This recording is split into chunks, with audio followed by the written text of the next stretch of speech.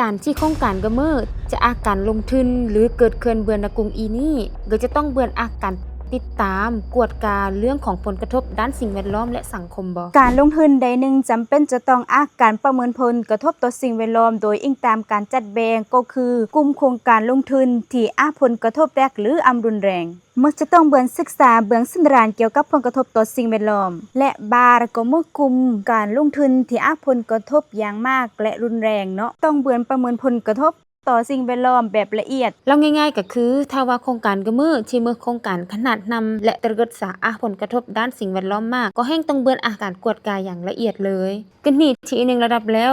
ขั้นตอนต่อย่อมืออีจะแต่งแนวมื้อต่อนี่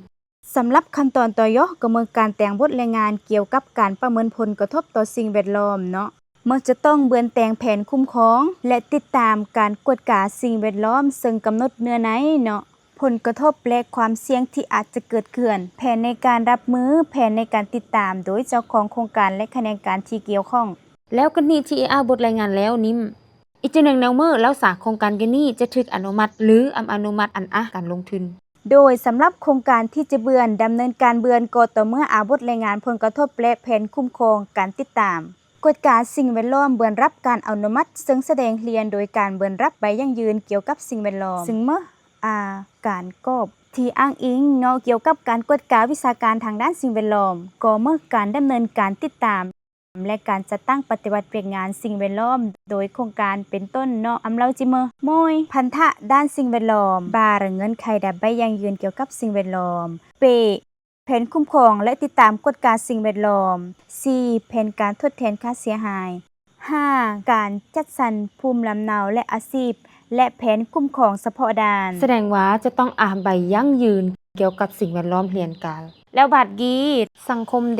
สังคมหรือว่าอาจจะมาซุมซนเนาะอีจะส่วนรวมในกระบวนการประเมินกระบวนการติดตามผลกระทบทางด้านสิ่งแวดล้อมและสังคมเบิ่นเอาเหมือนนี้สำหรับการส่วนรวมด้านสังคมเนาะเหมือนกระบวนการปรึกษาหารือการสนองข้อมูลข่าวสารและรับคำคิดเห็นได้ยื่นภาคส่วนและสังคมเกี่ยวกับการลงทุนหรือกิจกรรมต่างๆเนาะซึ่งสามารถกดร่วมเบือนด้าน3ระยะก็